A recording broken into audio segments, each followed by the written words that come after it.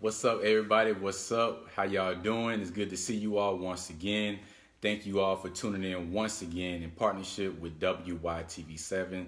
This is Christian Broadcasters Network, and this is when men open up, where we are redefining manhood through transparency. My name is Dominique. And I am Dexter Peggins Jr. And once again, we are back, and we have a great series. Yeah. And we're going to be talking about something very heavy.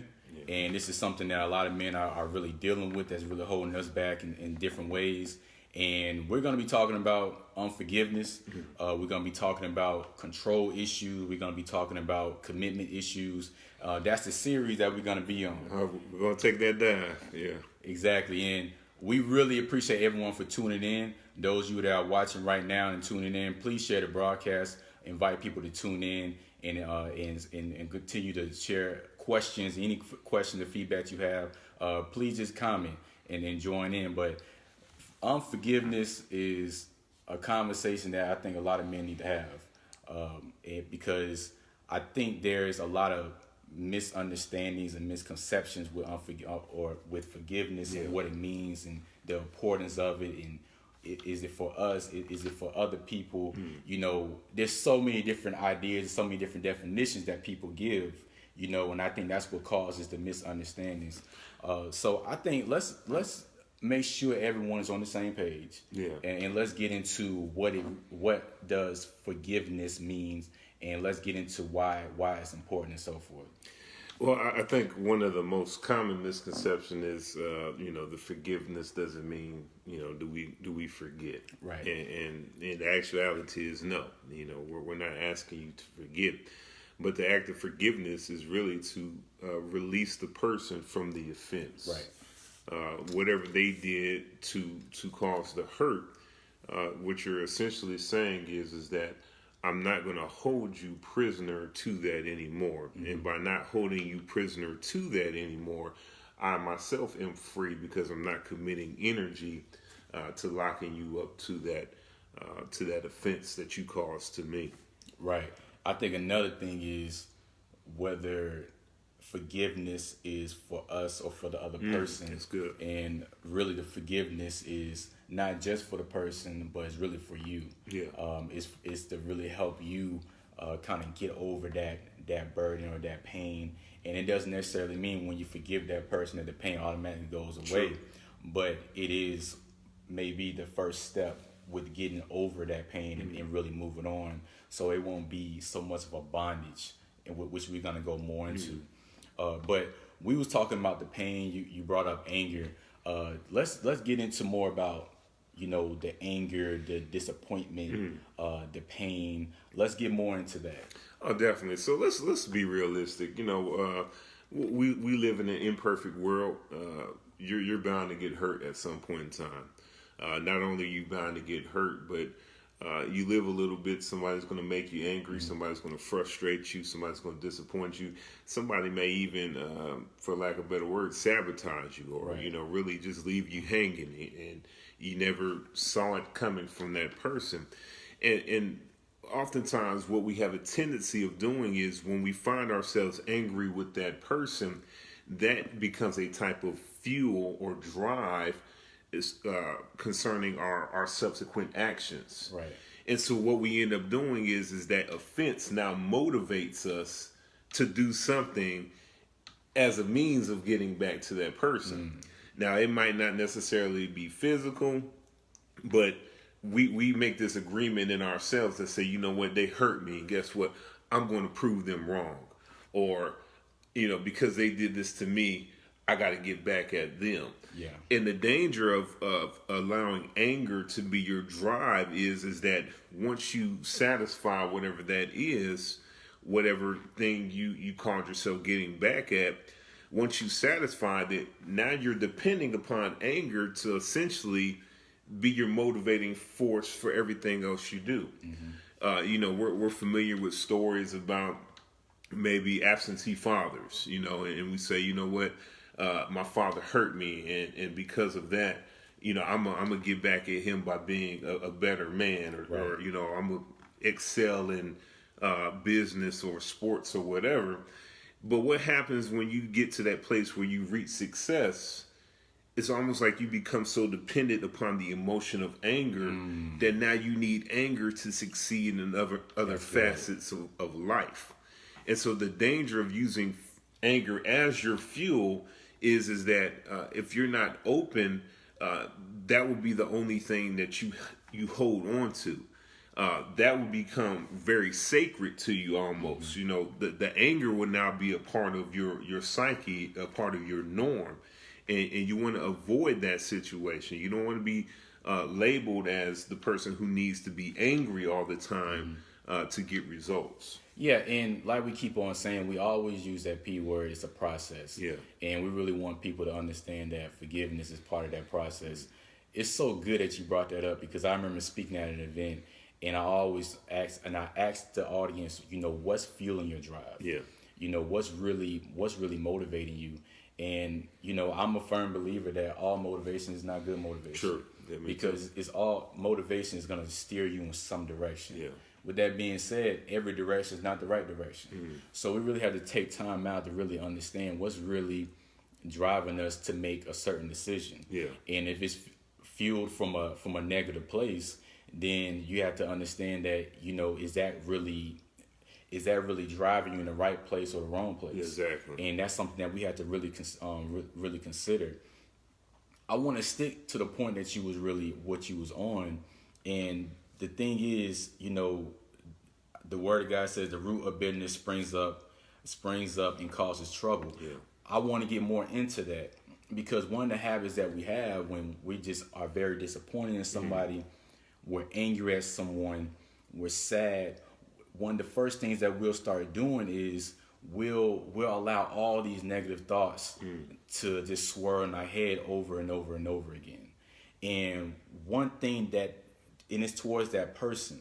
We have to be very, very careful of those thoughts, because it always can lead to one thing. It can be an influence, because now when I'm around that person, because I have allowed those thoughts to stay in my mind for so long, I can't even have peace around that person. You know, if that person says something to me, I may just go out and just lash out on that person because I've already allowed these thoughts just to, you know, float around in my mind. Another thing is we will probably wish ill on somebody, which is not good either. You know what I'm saying? So because someone made you upset, someone made you angry, we'll wish that this will happen to the person. We'll hope that this person doesn't get this. We'll hope that this person gets this. And that's not in a good place. But we have to monitor all these things, because one thing always leads to another. And we don't want to have any conflict with someone, because we have allowed all these things to really swirl around our minds. You know, we have to be mindful of what we are allowing to really distract us, because we will really lose out on a lot of things. And I want to share this. You know, the word also says, you know, be angry and sin not. And so we're not sitting here and saying that being angry is not a human emotion. It's very real, and it's okay to own it. The danger lies, what do you do with the anger? You know, what does anger become after you've identified that you're frustrated? It can become rage, or it can become an opportunity where you're able to effectively communicate what you're feeling, and now this anger now becomes, you know, a learning opportunity between you and the person who maybe offended you. You know, one of the things I know about anger, and on the negative side of the spectrum, when you're mad at somebody, what ends up happening is you find yourself becoming resentful towards the person. Because we're not always the best communicators, the person that we're resentful towards doesn't even know that we have an issue with them. Right. And so we're secretly hoping that what we're doing is bothering them, but they don't even know that there's an issue. Right. And so, you know, so we're still failing to make whatever point we thought we were, you know, out to make when we were, you know, setting that course. And so what this really boils down to is, I think that when we're angry, this is a real opportunity to work on our communication skills, to really identify what about whatever the situation was made you angry. And then in identifying the source of anger, hopefully that serves as the opportunity to learn and better yourself from that point. Right. But you never want to find yourself angry and then allowing it to fester. And I think oftentimes what we end up doing is, because we don't know how to communicate in the moment or moments later, we allow it to become dormant in us. So we don't say anything about the issue that frustrated us, and then we allow it to compound because another issue will happen, and then we end up having an outburst that really probably had nothing to do with that specific moment. It has something to do with something that happened days or weeks before. But I've gotten to the point where I'm so angry that now I'm doing something about it, and we're missing the moments to really to mitigate the injury, the hurt, and possibly salvage relationships. Right. And like you said, we have to, when you're angry, we have to really identify, okay, where does that anger really stem from? You know, Valerie just said, you know, a lot of times it stems from fear. Sometimes it is stem from fear. Sometimes it stems from frustration. I know with some of us, we'll get very angry just because we don't have the answer to something. Yeah. We just confused, and we just want to be that person who always have the answer. We just don't have it. So when you are angry, you're going to have to take that time out to, like we said, to reflect, identify specifically what it is and what do I need to do? Why am I frustrated? I probably need to take time out to understand, you know, what the situation is. I probably need to go to the person and ask a simple question. Because a lot of time when we have conflict, it is due to misunderstandings. It is due to, you know, what we miscommunicated something. And we just have to take that initiative and really have that communication. I'm sorry. I wanted, because I know we're getting ready to go somewhere. We're talking today once again when my hurt won't let me win. And I know when we were talking about this particular subject, I don't know why, but my mind went back to when I was in high school and played football, and maybe even middle school. And I remember my coaches saying, "Well, I need you to play angry." And in that moment when they would tell me to play angry, I would have to kind of summon or channel a hurtful experience in order to get the result in that moment to play angry. And the truth of the matter is that you don't want to carry that type of hurt with you all of the time anyway, which goes back to the point I was making, that sometimes people use hurt as motivation. They use anger as motivation. That could be very dangerous, because maybe in the moment you can get something out of it. You can get a good result. But the fact of the matter is that hurt is still with you, and you're carrying it with you, and you're not addressing it. Yeah. And so I wanted to put that out there, you know, as we progress in this particular subject. Most definitely.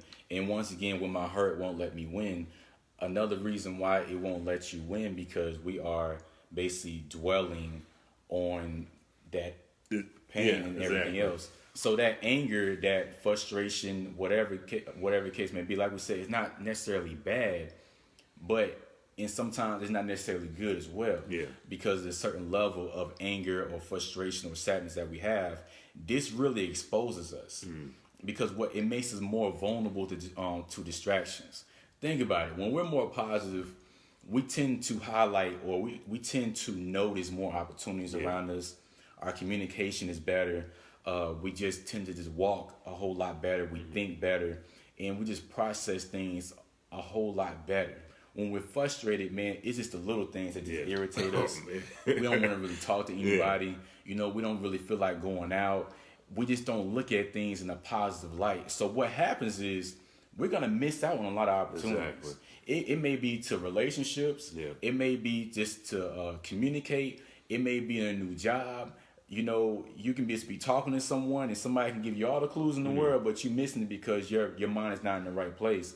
So that anger, that level of anger, that level of frustration, it can really expose you to distractions, and it can really blind you of the positive things that are actually around you. Yeah, and I mean, that's awesome. I mean, and I love, you know, what we're talking about, because the old saying says, hurt people hurt people. And so when we're talking about when my hurt won't let me win, essentially when you're hurt, you're kind of spewing that on other people, Exactly. because you haven't been healed in that area. And so what ends up happening is when people get close to that area, you do something to kind of repel them away because you don't want them to hurt you like maybe someone else hurt you in that area.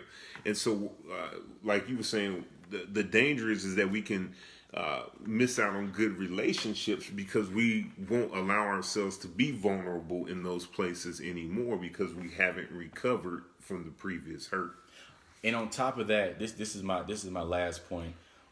It causes us to put negative expectations on people, Exactly. or this have a negative view on people because once again we have that pain, and since there's so many people in our lives that we haven't forgave, there's so many people that has hurt us. Now we're putting that on other people. As soon as we can't even date because it's, what, this person might do the same thing, or I'm gonna put this boundary up because I already experienced this 2 times. I'm not gonna do this again, and really it's not necessarily fair. So the thing is, I think we're gonna have to trust people on a certain level to understand how much we should trust them, or should we trust them at all. And that's just the chance that we have to do. But there's a difference between me trusting you with $10 versus $1,000. Exactly. So we just have to understand that everything is a process. But when we don't forgive people, we just hold on to that, and now we're putting that label on everybody that caused pain, everybody that hurt us, everybody that stabbed us in the back. This person might do this person's gonna do this to me, and now we're putting barriers in front of everyone, and we were not letting anyone in, and now we can't develop any positive relationships. Exactly. And I'll echo what Nancy and Valerie shared, and that is, fear is the root of hurt. And so, let's be honest. Let's if fear is the root of hurt, and we've talked about this before, if God does not give us the spirit of fear, then where do we get it from? Where do we pick up this spirit from? Like you said earlier, in the discussion, when we forgive somebody, forgiveness is indeed for us. It's not so much for the person. We hope that they accept it, but even if they don't, what I'm saying when I forgive you is that I'm not going to commit this energy to holding you accountable to something that you did that offended me. I'm at a point in my life that I'm ready to let it go because I understand that it's costing me something. And so when we when we're unwilling to forgive, like we've mentioned before, there is a real cost associated with it. There's energy, there's emotional energy that you're expending on trying to hold somebody accountable for something that they probably don't even care about, truthfully. Exactly. And so when we're talking about forgiveness, that's one of the best things that you can do for yourself so that you can get over the offense in that area and move on.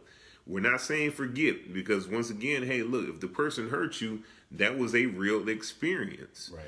But for you to still hold somebody accountable for something maybe 30, 40, I've seen it 30, 40 years later, that's too much energy. That's too much life that you've allowed to go by trying to hold somebody, make them guilty or hold them accountable for something that, they probably is already out of their memory. Right.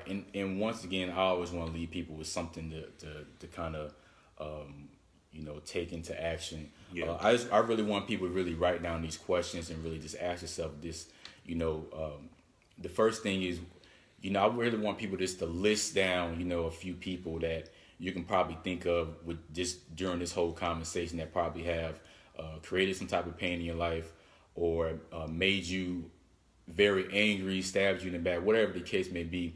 Really just list down those people. And the next thing I want you to do is ask yourself, what boundaries do I need to set and enforce to eliminate this from happening again? It doesn't necessarily mean it won't happen again, but there are some boundaries that we can set, number one. But number two, most of all, what boundaries do I need to enforce to protect myself from this pain, this frustration, this anger. Another thing is I want people to ask themselves what influences me to not enforce these boundaries. So sometimes we don't want to say no because we don't want that person looking at us different. Sometimes we don't want to say no because we don't want to come off the wrong way, whatever the case may be. But really identify these things, because I think it's very important to learn more about yourself in these certain situations, so you can be better prepared that if you're in these similar situations, these are some things that may influence me one way or another. Yeah.